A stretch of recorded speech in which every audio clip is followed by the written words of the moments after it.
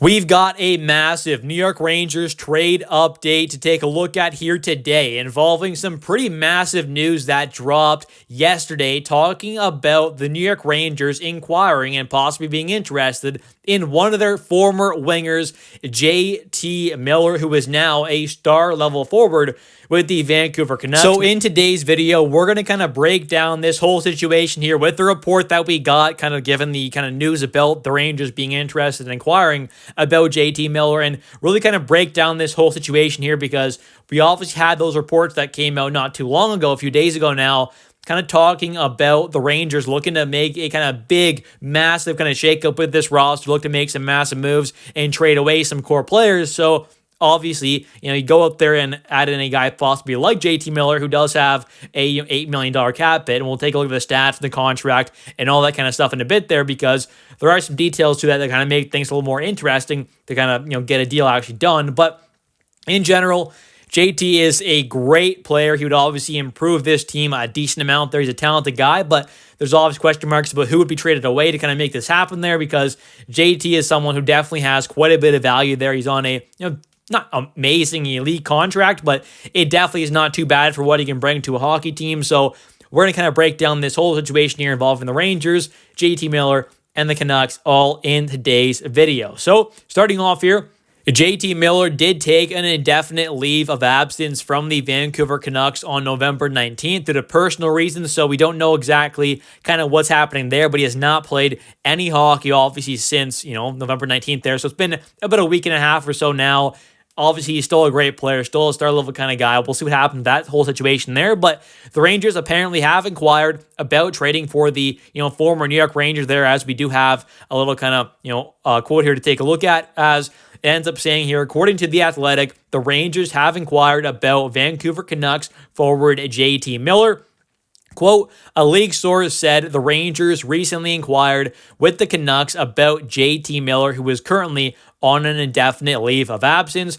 Arthur Staple and Peter Baugh of The Athletic wrote, and this is, kind of from the Hockey News article that came out involving this situation here, and that's where the quote is from as well. So obviously, this is an interesting, situation here with the Rangers looking to possibly go after one of their former players, who they ended up trading away in a pretty massive package. At the time, I didn't really love the idea of trading away JT Miller. I kind of thought he could end up being a pretty good player at the time. He's, I believe, in his mid-20s or something like that there, so it wasn't like he was old, but he wasn't too young either.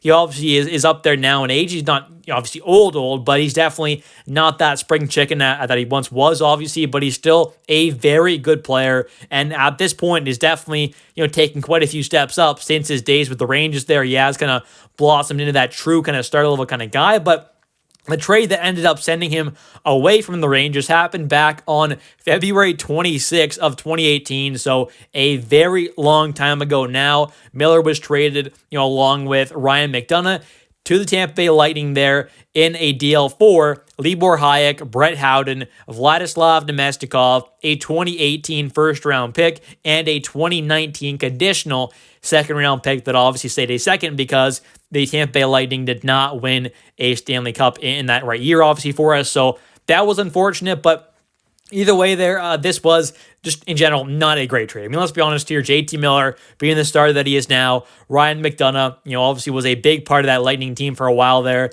then went to the Preds, then went back, but he's obviously a guy who has been a really solid defenseman for years and years now, even since being traded away from the Rangers. And this deal, did happen kind of right around that time there, where the Rangers were kind of officially announcing that they were going into a rebuild there. This was kind of the big kind of first blockbuster trade of that kind of, rebuild stage for us, you could say. And obviously, it did not work out quite well. We did not get near good enough value for Ryan McDonough, kind of what he's done since leaving, and as well as JT Miller, who's obviously really taken some big steps up. So it's obviously not a deal that worked out for the Rangers there. Trying to go get him back there, I think, would be interesting, because there were some reports that kind of talked about back in the 2021-2022 NHL trade deadline that the Rangers were interested in kind of going after JT Miller at that time to trade for him back there. Obviously, only a few years after, at that moment, when that deal happened there, to send him to Lightning there. At this moment, he was on the Vancouver Canucks there when the Rangers were trying to kind of go after JT Miller and kind of get him back. But there were some rumors that stated that the deal kind of fell through and didn't happen because the Rangers did not want to include Braden Schneider in a trade package there. Obviously, there wouldn't have been a 1-for-1 deal there, Braden Schneider for JT Miller. So the Rangers didn't want to do Braden Schneider plus a first-round pick and a high-tier prospect and whatever else would have been. I mean, who knows what that deal exactly would have looked like, but at that time there, it did seem like from the rumors and kind of reports that the Canucks were very much interested in Braden Schneider there.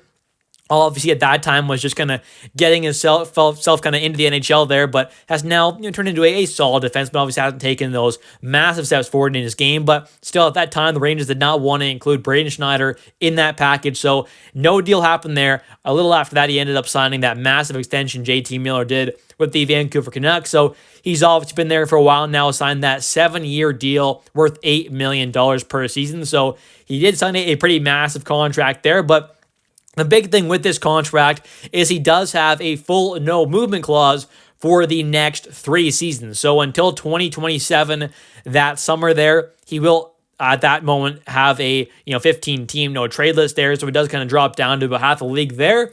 But obviously for the next this season and 2 more after this one, he does have that full no movement clause. So he pretty much gets to decide if a deal actually does start to really come together, whether or not he actually wants to return to the New York Rangers, which he may or may not. I mean, the Vancouver Canucks are not a bad team. Living in Vancouver is not, one of the worst places in the league to live in. So it always kind of depends on what JT wants there, because he gets to have his full choice of what happens there. Now, what are the personal reasons why he's out right now? I have no idea, so I don't know how much of an effect that could have on his kind of play when he returns. I have no idea what's going on there. I'm not going to speculate because, that's personal stuff there.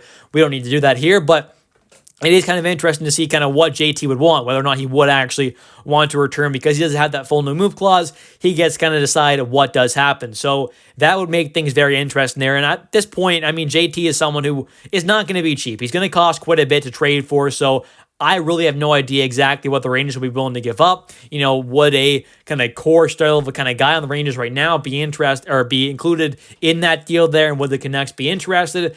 That's another kind of question there, because a lot of our, star core guys either have, kind of untradeable contracts, or they have that kind of full no move clause right now to where it's just not possible to make. It means Zibanejad is not a guy who's going to get traded anytime soon unless he turns his play around completely. He's not going to get traded away with that full no move clause and his massive contract.